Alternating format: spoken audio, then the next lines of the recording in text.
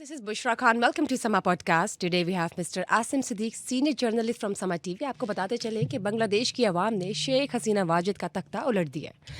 शेख हसीना वाजिद अपने बाप शेख मुजीबुर रहमान की तरह इंडिया भाग गई हैं और अपने आप को उन्होंने इंडियन एजेंट साबित कर दिया है। फिलहाल बांग्लादेश की सूरत हाल इंतहाई नाजुक है और अभी कुछ ही देर पहले बांग्लादेश के आर्मी चीफ ने बांग्लादेश की आवाम के साथ खिताब भी किया है। मज़ीद सूरत हाल आपके साथ शेयर करते हैं। जी अस्सलाम वालेकुम सर, कैसे हैं आप? सर, जब हम बात करते हैं बांग्लादेश की सूरत हाल की इस वक्त, तो ये बताइए कि बांग्लादेश की आवाम ने शेख हसीना वाजिद का तख्ता उलट दिया है और अपने बाप की तरह वो इंडिया भाग गई हैं। अब इस वक्त बांग्लादेश में क्या चल रहा है ये बताइए। बुशरा, ये सिचुएशन काफ़ी देर से वहाँ पे क्रिटिकल थी। जिस तरह हम सबको पता, हमने पहले भी काफ़ी पॉडकास्ट किए उनके हालात के ऊपर। इस बार कोई पॉलिटिकल पार्टी सामने नहीं आई, इस बार अवाम सामने आई है। इस बार स्टूडेंट सामने आया है। लोगों के अंदर एक प्रेशर कुकर था जो फटा है।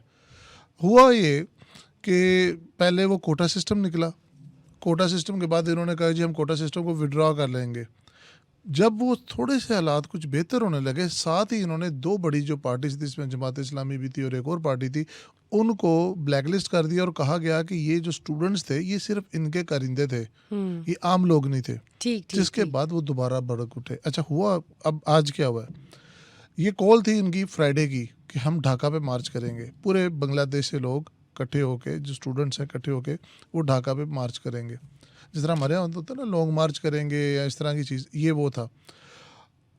जुमे वाले दिन के बाद उन्होंने कहा, फैसला किया कि जी मुज़ाकरात हो रहे हैं तो हम इसको आगे कर देते हैं मंडे के ऊपर। तो आज के दिन जो है मार्च हो रहा था, लोग मूव कर रहे थे ढाका की तरफ।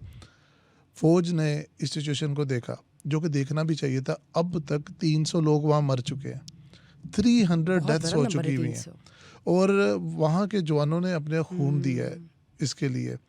ये वो पार्टी है जो हमेशा से एक फॉल्स नैरेटिव के साथ चलती रही है। ये हमेशा से एक हिस्ट्री को डिस्टॉर्ट करके बताती रही है और आज जो भी वहाँ पर हुआ ये एक रियलिटी चेक था तमाम हिस्टोरियंस के लिए, जो कि बांग्लादेश एंगल के ऊपर पाकिस्तान को बैच करते थे और प्रो इंडियन स्टेटमेंट्स देते थे। ठीक। अभी इस वक्त ये सिचुएशन है कि जो वज़ीर आज़म हाउस है वहाँ पर कब्ज़ा हो चुका है स्टूडेंट्स का, तोड़ फोड़ जारी है, लोग सामान भी कुछ आगे पीछे लेके जा रहे हैं, काफ़ी फुटेजेस वगैरह आ रही हैं। इसके अलावा आर्मी चीफ, जिस तरह आपने बताया कि उन्होंने खिताब किया, आर्मी चीफ के हवाले से मैं जानना चाहूँगी कि एक तो उन्होंने जो खिताब किया उस हवाले से बताइए, दूसरा सुनने में आ रहा है, अफवाही समझे, आपने बताना है कि क्या वहाँ पे मार्शल लॉ लगने जा रहा है। अच्छा, और सड़कों पर इस वक्त क्या सूरत हाल है? अच्छा, अभी सड़कों के ऊपर ना एक बड़ी जानी मानी सी सिचुएशन है कि जहाँ पे आर्मी की गाड़ियाँ जा रही हैं, लोग उनके ऊपर फूल फेंक रहे हैं, उनके जो आर्मी के लोग हैं उनको हार पहना रहे हैं, उनके साथ नारे मार रहे हैं। और ये तब होता है जब मार्शल लॉ आ जाता है, ये तब होता है जब फौज पावर में आ जाती है। यानी हम कह सकते हैं कि लग चुका है। बिल्कुल लग चुका है। वो डिस्क्लोज इस तरह से नहीं किया गया। जब उनसे पूछा गया आर्मी चीफ से क्या ये मार्शल है, क्या ये इमरजेंसी है, तो उन्होंने कहा नहीं, हम जो है, मुझे आज रात तक आप टाइम दे, हम सारी पार्टीज को बिठाकर एक अबूरी हुकूमत लेके आएंगे। अब अबूरी हुकूमत को हेड कौन करेगा? वो आर्मी करेगी। अबूरी हुकूमत करेगी क्या? जो आर्मी बताएगी। तो ये एक किस्म का मार्शल लॉ ही है। तो 1971 वाली सूरत हाल जो थी, हम कह सकते कि 1971 में जो सूरत हाल थी वो दोबारा होने जा रही है। अच्छा, वो सिचुएशन जो थी उसके अंदर ये था कि एक वार सिनेरियो बीच में एंटर हो गया था। अभी बॉर्डर्स के ऊपर जो है ना, दोनों जो आर्मीज़ हैं वो हॉट हुई हैं, जो इंडियन आर्मी है वो भी और जो बांग्लादेश आर्मी है वो भी। अभी जब से ही ये सारा टेक ओवर हुआ तो जो स्टेटमेंट सबसे पहले बाहर आई कि जो बांग्लादेश का आर्मी चीफ था और जो जनरल्स थे, उन्होंने 45 मिनट का टाइम दिया था शेख हसीना वाजिद को, जो कि अभी भी प्राइम मिनिस्टर है। अभी तक उन्होंने इस्तीफ़ा कहीं पर उनका सामने नहीं आया, ख़बरें आ रही हैं। वो उनको 45 मिनट का टाइम दिया गया कि आप मुल्क छोड़ दें। उन्होंने कहा मैं कौम से ख़िताब करना चाहती हूँ। उन्होंने कहा जी इसका भी टाइम नहीं है आपके पास। सो उसको हेलीकॉप्टर में बैठाया और वो इंडिया चलेगी। खैर, वो इंडिया की भी स्टेटमेंट्स आ रही हैं कि जी इंडिया ने जो है उसको एक्सेप्ट नहीं किया और बेलारूस जा रही, कभी भी नहीं ऐसा होगा। वो एक इंडियन एजेंट थी, वो एक इंडियन गवर्नमेंट की तरफ से, इस्टेब्लिशमेंट की तरफ से प्लांटेड एक पर्सन थी, हैं। उनके वालिद साहब भी थे, जिस तरह आपने कहा कि जैसा बाप वैसे ही। उनकी लाइफलाइन शेख तो मुजीबुर ये रहमान वही की था, इंडिया में थी, जहाँ का खमीर वहीं पर जा पहुँचा। तो ये तो कहानी वहीं पर है। तो बांग्लादेश का खित्ते पे क्या असर पड़ेगा ये जो तमाम सूरत हाल अगर हम सामने रखते हैं? एक तो फर्स्ट ऑफ ऑल देखें, कोई भी मुल्क हो तो वहाँ पे दंगे फसाद नहीं होने चाहिए। ओवरऑल पूरे खिते के ऊपर एक नेगेटिव इफेक्ट पड़ता है। अभी एक डिस्कशन हो रही थी कि जो बांग्लादेश की इकोनॉमी है इसके अंदर शेख हसीना वाजिद का बहुत रोल है, which is very very very जैसे आप कह सकते हैं ना कि मिस इंटरप्रेटेड है।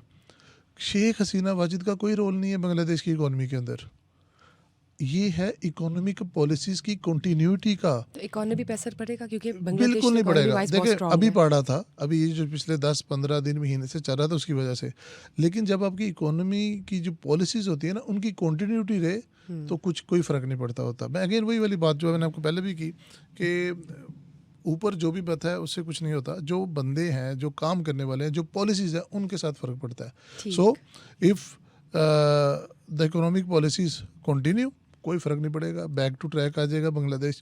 लेकिन अब सोचने की बारी है, अब देखने की बारी है उन सब लोगों के लिए कि जो समझते थे कि पाकिस्तान की तरफ से कोई किसी तरह की ज़्यादती हुई, वो समझते थे कि जी ये जो बांग्लादेश के अंदर सारा कुछ है ये बड़ा जेन्युइन, बड़ा ऑथेंटिक और बड़ा ही कोई डेमोक्रेटिक है।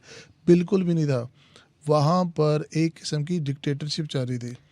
अभी जो मैं आपको लेटेस्ट अपडेट दे रहा हूँ, जो मैंने अपने सोर्सेज से पता की है कि जो आर्मी चीफ है वो अगला टारगेट है, because the army chief is also an associate of Sheikh Hasina Wajed. So अगला जो मूवमेंट, जो अभी भी जो लोग हैं वहाँ पर जो सड़कों पे हैं वो कह रहे हैं ये आर्मी चीफ भी अब रिमूव करें और दूसरा कोई बंदा है जो न्यूट्रल हो, जिसका शेख हसीना से कोई लिंक ना हो। एक आपको याद होगा अल जज़ीरा की एक डॉक्यूमेंट्री आई थी, शेख हसीनाज मैन। तो उसके अंदर जो इनकी आर्मी कमांड पूरी थी, जो उनके जनरल्स थे, जो उनका आर्मी चीफ था, ये कैसे नेक्सस था करप्शन का, वो पूरा एक 40 मिनट की डिटेल डॉक्यूमेंट्री थी जिसमें बताया गया था। तो अभी भी वही लोग हैं जो ऊपर, वही सोच है जो ऊपर है। सो आई होप के things get better. Let's see. लेकिन अब जब अरब स्प्रिंग की बात करते हैं तो अरब स्प्रिंग के बाद क्या बांग्लादेश स्प्रिंग होने जा रहा है या उसका माहौल बन हो रहा है? चुका कह ये सकते तो, हैं ये ऐसा? तो हो चुका ना। मतलब देखें उनका पहला टारगेट तो ये था कि ये डिक्टेटरशिप ख़त्म की जाए। आप ऐसे ही नहीं पार्टियों को ख़त्म कर देते और आप ऐसे ही नहीं लोगों की, अवाम की जो राय है उसको दबा सकते। और फिर देखें जब भी कोई तब्दीली आती है या चेंज आती है वो पॉपुलर नोशन की वजह से आती है। और अभी क्या पॉपुलर नोशन था, ना कोई इसका कोई बैरूनी एजेंडा, ना कोई और चीज़। वो कह रहे हैं यार आप करप्शन कर रहे हैं, आप हमारा हक नहीं दे रहे हैं, आप साइड पे हो जाए, आप किसी और को मौका दे दें। किसी और को मौका देने के लिए there is no other opposition party, वो टिकने नहीं दे रहे। राइट। जो खड़ा होता है उसको वो कहते हैं। तो अभी अभी आई होप जिस तरह के आर्मी चीफ ने बोला है कि हम रात तक एक अबूरी सेटअप लेके आएंगे जिसपे डिफरेंट पार्टीज़ होंगी और उनको हेड आर्मी चीफ करेगा और उसके जो बाकी लोग करें, तो सिचुएशन तो मार्शाल्लाह वाली है, बट कुछ अमन अमान हो जाएगा। क्योंकि उन्होंने रिक्वेस्ट भी यही की है कि लोग अपने घरों में वापस चले जाएं, जो तोड़ फोड़ कर रहे हैं वो ना करें। और कर्फ्यू भी वो कह रहे हैं कि हम वापस ले लेंगे, इंटरनेट और बाकी चीज़ें भी कर देंगे अगर आप अपने घरों में वापस चले जाते हो तो। अब जब मैं बात करती हूँ इंडियन आर्मी की और बॉर्डर पे जो इंडियन आर्मी डिप्लॉय की जा रही है, उस हवाले से बताइए कि इंडियन आर्मी क्यों एक्शन में आ रही है? देखिए पाकिस्तान और इंडिया का जो बॉर्डर है, अगर हमारे यहाँ पे कोई भी हालात कशीदा होते हैं तो बॉर्डर के ऊपर स्ट्रेस आता है। इसी तरह हमारा तो बॉर्डर सारा सील्ड है ना, लेकिन इंडिया और जो बांग्लादेश का बॉर्डर है वो काफ़ी हद तक सील नहीं है। वहाँ पे ट्रेड और आना जाना काफ़ी ज़्यादा है। फिर प्लस अभी लोगों को गुस्सा है, बंगाली इस वक्त इंडिया के जितना खिलाफ है किसी के खिलाफ नहीं है। इस वक्त इतने खिलाफ हैं कि बांग्लादेश की जो प्राइम मिनिस्टर, जो कि इंडिया की एक एजेंट के तौर पे रही हैं वहाँ पे, इंडिया उसको कबूल नहीं कर रहा है। अफवाहें आ रही हैं कि इंडिया ने कहा है कि आप यहाँ से बेलारूस चली जाएं। यानी कि वो खातून जिसके बाप को इन्होंने लॉन्च किया, जिसकी 20 साल 25 साल जो है इन्होंने परवरिश प्रॉपर की, और अब पिछले 15-20 साल से वो बांग्लादेश की प्राइम मिनिस्टर के तौर पे काम कर रहे थे, उसको इंडिया अपने घर में जगह नहीं दे रहा। क्यों? उनको पता है कि सेंटिमेंट्स काफ़ी हाई हैं, लोग एंटी है, लोगों के सामने Right. हकीकत खुल के आ गई है, लोगों को पता चल गया कि कौन सच्चा था कौन गलत है। तो जो कहते हैं ना हिस्ट्री को मैनिपुलेट किया गया, कभी भी नहीं हिस्ट्री होने देती, चीज़ें आपके सामने आ जाती हैं। सो हालात तो हैं बहुत कशीदा हैं, लेकिन ये वो सिचुएशन नहीं है कि वॉर की तरफ चले जाए, लेकिन सख्ती है दोनों बॉर्डर्स के ऊपर। लेकिन देखिए इस वक्त सूरत हाल इंतहाई नाजुक है बांग्लादेश में, और बांग्लादेश की आवाम जो है और स्टूडेंट्स जो भी मिलके prime minister house Sheikh Hasina Wajid के ज़ाती रिहाइश गाह पर घुसकर उन्होंने जो तोड़ फोड़ की है, और इसके साथ साथ मुजस्मा भी तोड़ दिए शेख मुजीबुर रहमान का। जी, इस बिल्कुल। हवाले से आप क्या कहेंगे कि ये किस तरह के देखें reactions हैं? ये वो चीज़ है, मैं आपको बताऊं, अगर आप कभी किसी बांग्लादेशी बंदे से बात करें ना कि बांग्लादेश के अंदर कौन सा लीडर क्या किस तरह से है। अब इमेजिन करें इंडिया में गांधी का मुजस्मा तोड़ा जाए, पाकिस्तान में खुदा ना खास्ता कायद आज़म का कभी कोई मुजस्मा तोड़ने की कोशिश करे, और ये उस लेवल की सिचुएशन होगी है वहाँ पर कि एक पूरी की पूरी पार्टी जो कि अपने आप को बानी समझते थे बांग्लादेश का, जो कि हुक्मरान समझते थे बांग्लादेश का, उसको उन्होंने चेंज कर दिया। मुजस्मा तोड़ना ये बहुत बड़ी चेंज है। बांग्लादेश के करेंसी नोट के ऊपर उस बंदे की पिक्चर है। बांग्लादेश की पूरी आइडियोलॉजी के ऊपर आज एक बहुत बड़ा जो है ना एक थप्पड़ पड़ा है कि आपने किस तरह से लोगों को एक गलत नैरेटिव दिया हुआ था। देखिए हमारे यहाँ भी बहुत सारे इस तरह के लोग हैं जो कि ना फ़ख्र फील करते हैं पाकिस्तान के ख़िलाफ़, कोई ना कोई गंद उछाल के बातें करके। आज उन सब के लिए जो है ना एक ये लम्हा फ़िक्री अब देखें, जो रियलिटी थी वो बाहर आ गई, और ये छोटा वाक़या नहीं है। This will impact for the next generations as well. ये जो आज हो गया ये बांग्लादेश की दोबारा हिस्ट्री रीड में, अभी आपने कहा 1971, आज वाकई में ये उनका 1971 हुआ है। ठीक है, मुझे ये बताएं, हम बात करते हैं पहले तो ये था कि जब शेख हसीना वाजिद फॉर्म में थी तो सिर्फ शेख हसीना वाजिद और अवाम थी, कोई और पार्टीज नज़र नहीं आती थी, पॉलिटिकल पार्टीज। 2009 से तो यही चल रहा था टिल टू डेट। अब अबूरी हुकूमत की भी आपने बात की, तो अगर अबूरी हुकूमत की तरफ जाते हैं बांग्लादेश, तो फिर कौन कौन सी पार्टीज है जो फ्रंट फॉरवर्ड पे आ सकती हैं, और कौन कौन सी आपको बुशरा अभी जो वहाँ से फुटेजेस आ रही हैं, जो वहाँ से सिचुएशन आ रही है ना, कोई भी पॉलिटिकल पार्टी सामने नहीं आ रही है, सब पीछे भाग रहे हैं। वो अपने आप को सामने ला ही नहीं रहे, वो सब अपने आप को दूर कर रहे हैं। अभी मुझे पता चला है कि जितनी भी गवर्नमेंट पार्टीज़ के लोग थे वो अपने घरों से भाग चुके हुए हैं। पुलिस उनके घरों के सामने खड़े होने से भी इनकार कर दिया है।